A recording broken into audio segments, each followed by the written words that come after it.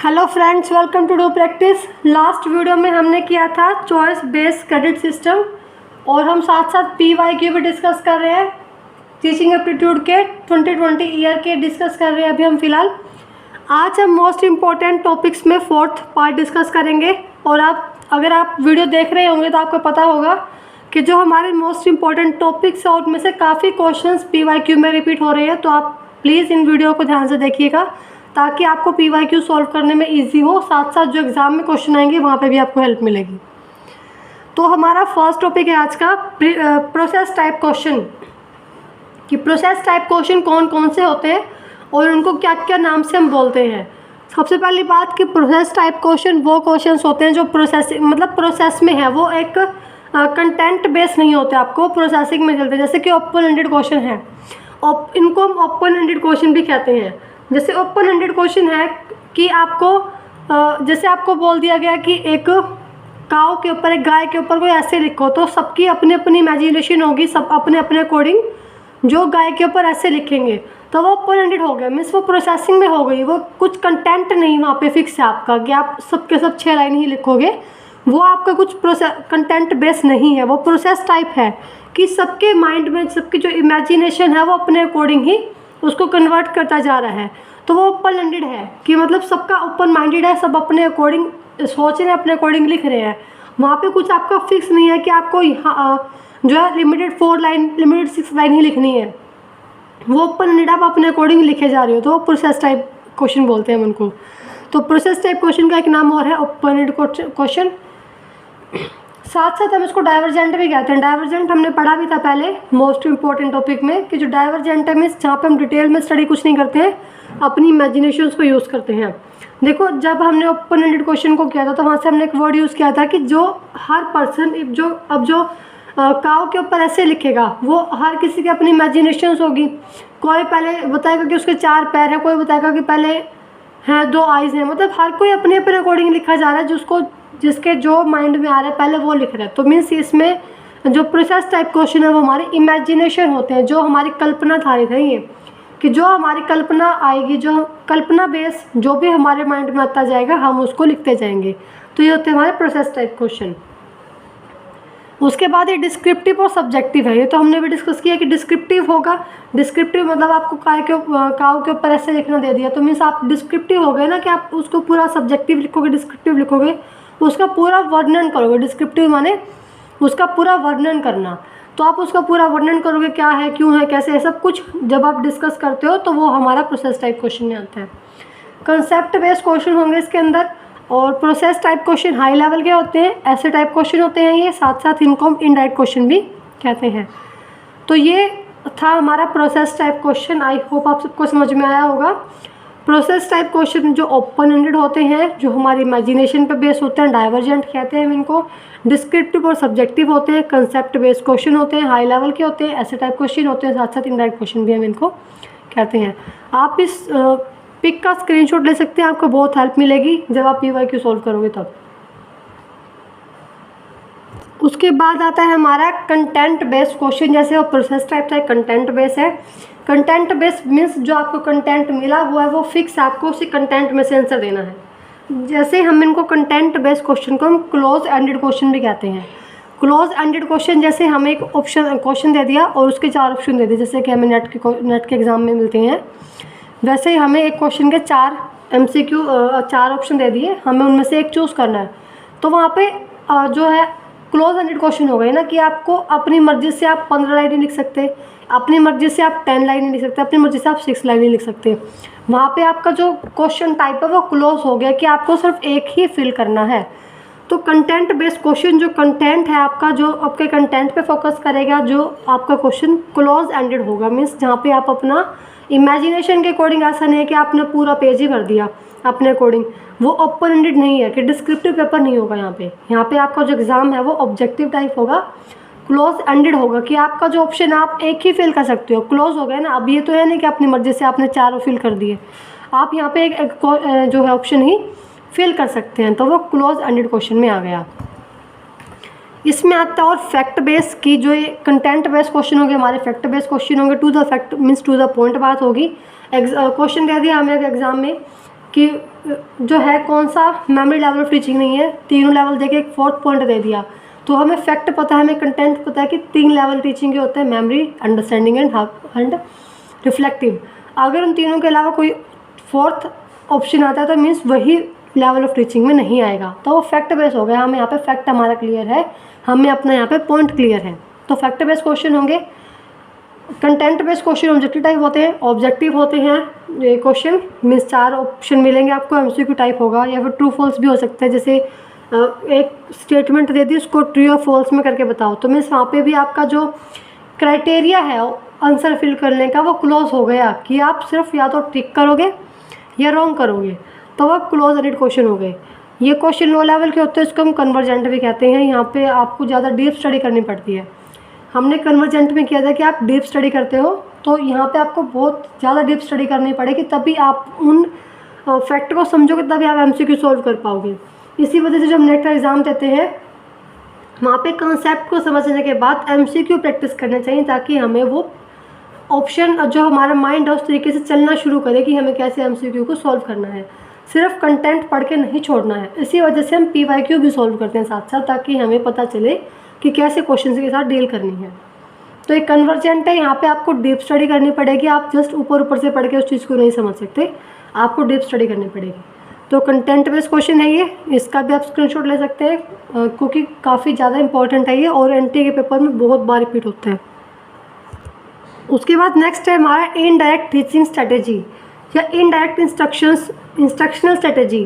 तो indirect teaching strategy हो या फिर इनडायरेक्ट इंस्ट्रक्शनल स्ट्रेटेजी हो, पहली बात तो इनडायरेक्ट इंस्ट्रक्शंस वो होती हैं जो टीचर डायरेक्ट रूप से स्टूडेंट को ना दे के इनडायरेक्टली उनको इंस्ट्रक्शंस प्रोवाइड करता है। जैसे कि जो टीचर है वो इंक्वायरी में इंक्लूड है, तो जो टीचर होगा वहाँ पे उनको क्लोजली गाइड ना करके जो स्टूडेंट है, टीचर स्टूडेंट को क्लोजली मतलब ज़्यादा नज़दीकी से उसको सुपरवाइज ना करके जो टीचर है उनको इनडायरेक्ट गाइड करेगा और इनडायरेक्ट उनको इंस्ट्रक्शन देगा, तो उनको हम बोलते हैं इनडायरेक्ट टीचिंग स्ट्रेटेजी। वो स्ट्रेटेजी जो टीचर यूज़ करता है इनडायरेक्टली, डायरेक्टली यूज़ नहीं करता, बट मेन फोकस किस पे होता है उनका, स्टूडेंट की लर्निंग को इम्प्रूव करने में। तो अब हम पढ़ते हैं इसमें क्या लिखा है। Indirect instruction is an approach to teaching and learning.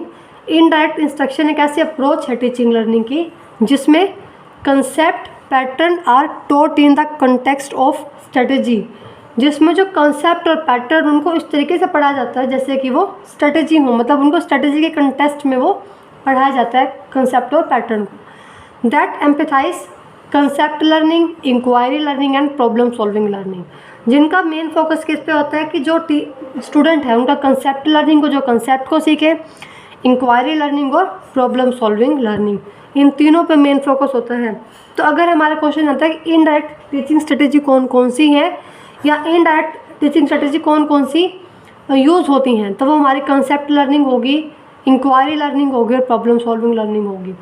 क्योंकि जो टीचर है इसमें यहाँ पे टीचर का फोकस होता है कि वो अपने कंसेप्ट और पैटर्न को इस तरीके से पढ़ाए जैसे कि वो स्ट्रेटेजी हो, स्ट्रेटेजी कंटेक्स्ट में पढ़ाएं, तो उसको हम बोलते हैं इनडायरेक्ट टीचिंग स्ट्रेटेजी या इनडायरेक्ट इंस्ट्रक्शन, जिसमें जो टीचर है वो डायरेक्टली इंस्ट्रक्शन ना दे के इनडायरेक्टली देता है।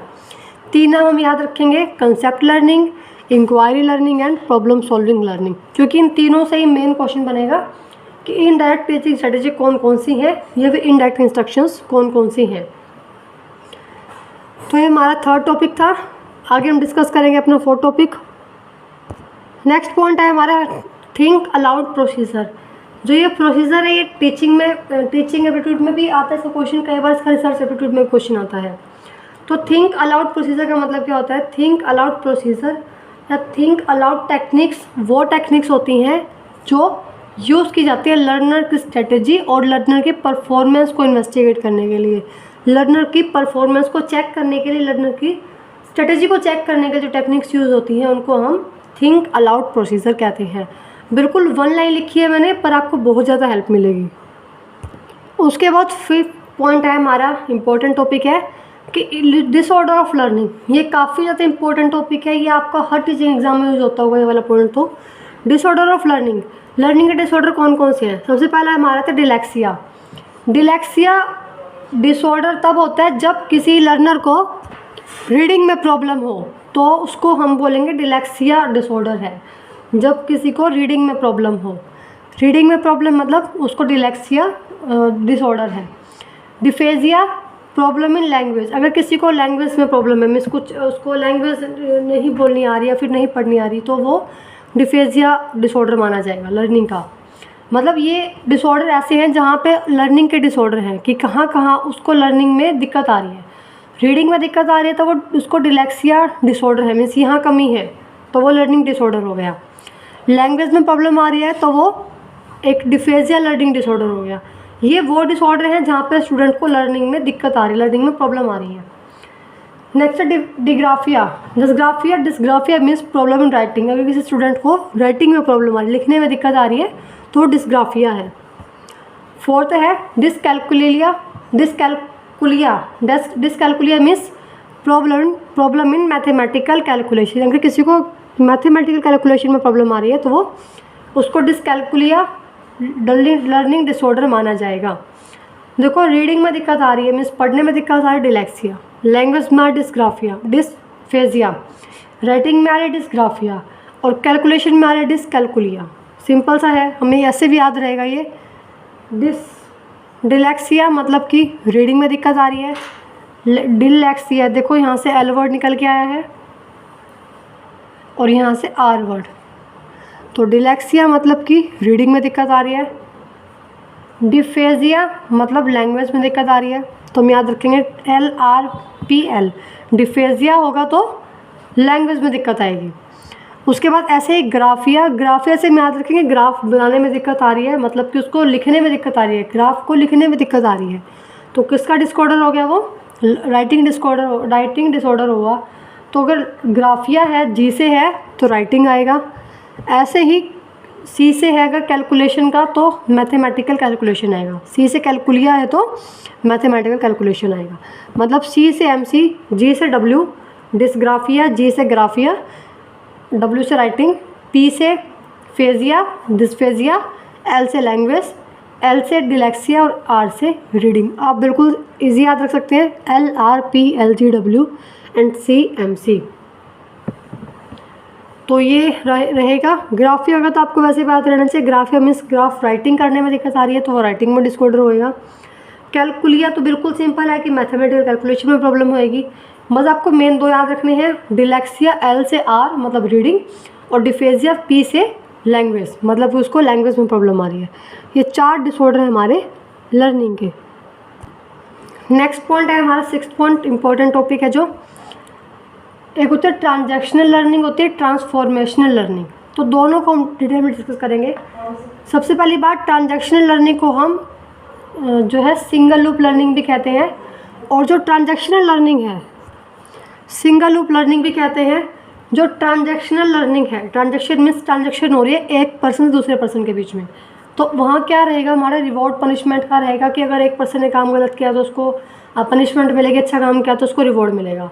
ये जो टास्क ओरिएंटेशन रहेगा, टास्क बेस रहेगा, उस ट्रांजैक्शन में हमें टास्क दिया जाएगा, वो कंप्लीट करना होगा, अगर वो हुआ तो रिवॉर्ड मिलेगा, अदरवाइज पनिशमेंट मिलेगी। मतलब ट्रांजैक्शन के थ्रू जब लर्निंग हो रही है तो ट्रांजैक्शनल लर्निंग कही जाएगी, वो सिंगल लूप लर्निंग कही जाएगी। वहाँ पे रिवॉर्ड पनिशमेंट की बात होगी, टास्क बेस लर्निंग होगी। ये कोई नया इनोवेशन नहीं होगा, यहाँ पे नो इनोवेशन। जो टास्क आपको दिया होगा सिर्फ उसी पे परफॉर्म करना है, उसी पे आपको रिवॉर्ड पनिशमेंट मिलेगा। कोई नया से आप खुद से इनोवेट नहीं कर सकते, सिस्टम से चलेगा सब कुछ, जैसे सिस्टम बनाया गया है वैसे सब कुछ चलेगा, कुछ नया चेंज नहीं होगा। जो सिस्टम बनाया गया है उसी सिस्टम पे आप चलोगे, जो टास्क दिया है, जो गाइडलाइंस है उसकी अकॉर्डिंग आप चलोगे। बॉस वर्कर वाला सिस्टम है इसमें कि बॉस वर्कर है, जैसे कि बॉस ने जो टास्क दिया वही वर्कर परफॉर्म करेगा। जो बॉस सिस्टम बनाया वही वर्कर को उसी के अकॉर्डिंग चलना पड़ेगा। वर्कर कुछ नया इनोवेट नहीं कर सकता, वर्कर को रिवॉर्ड पनिशमेंट मिलेगा बॉस के अकॉर्डिंग। तो सिंगल लूप हो गया, मीन सब कुछ बॉस पर डिपेंड है, तो ये सिंगल लूप लर्निंग कही जाती है इसको। शॉर्ट टर्म के लिए उतनी ज़्यादा लंबे समय तक चलती नहीं है लर्निंग, ये शॉर्ट टर्म के लिए टास्क खत्म तो वो लर्निंग भी खत्म। उसके बाद आता है हमारा ट्रांसफॉर्मेशनल के नाम से पता चल रहा है हमें ट्रांसफॉर्म करना, मीन्स कुछ ना कुछ चेंज करना। जो हमारा ट्रांजैक्शन बेस नहीं है वो ट्रांसफॉर्मेशनल है, जहाँ ट्रांसफॉर्म किया जाएगा, जहाँ पे कुछ ना कुछ चेंज किया जाएगा, वो फिक्स नहीं रहेगा। जैसे ट्रांजैक्शनल में है कि वो फिक्स रहेगा, जो टास्क दिया गया वो उसी के अकॉर्डिंग चलोगे, जो सिस्टम बनाया उसी के अकॉर्डिंग चलोगे, वो फिक्स हो गया। बट ट्रांसफॉर्मेशनल में कुछ फिक्स नहीं है, उसमें आप अपने अकॉर्डिंग चेंज, दूसरे के अकॉर्डिंग चेंज करते हो, वो वहाँ सिस्टम के अकॉर्डिंग नहीं चलते हो। इसको हम डबल लूप लर्निंग कहते हैं क्योंकि बिल्कुल अपोजिट है ये ट्रांजैक्शनल के, तो उसको हम डबल लूप लर्निंग कहेंगे। ये beyond reward punishment, reward punishment से अलग है ये आप जस्ट आपको रिवॉर्ड और पनिशमेंट के लिए आप कुछ नहीं सीखते हो, आप रिवॉर्ड पनिशमेंट के अलावा के उसको छोड़ के कुछ सीखना चाहते हो कि मुझे उस चीज़ के लिए रिवॉर्ड मिले ना मिले या पनिशमेंट बेशक मिल जाए पर मैं कुछ ना कुछ लर्न करूँगा यहाँ से। तो ये बियॉन्ड रिवॉर्ड पनिशमेंट बात करता है, तभी कुछ ना कुछ इनोवेशन होगा। तो ये इनोवेशन होगा क्योंकि अगर आप कुछ नया सीखते हो, नया कुछ करते हो, तो भले ही आपको उस चीज़ के लिए पनिशमेंट मिले, हो सकता है रिवॉर्ड मिले, कुछ भी हो, पर आप कुछ रिवॉर्ड पनिशमेंट के लिए आप कुछ नया नहीं करते हो। इसी वजह से कोई ना कोई इनोवेशन होती है।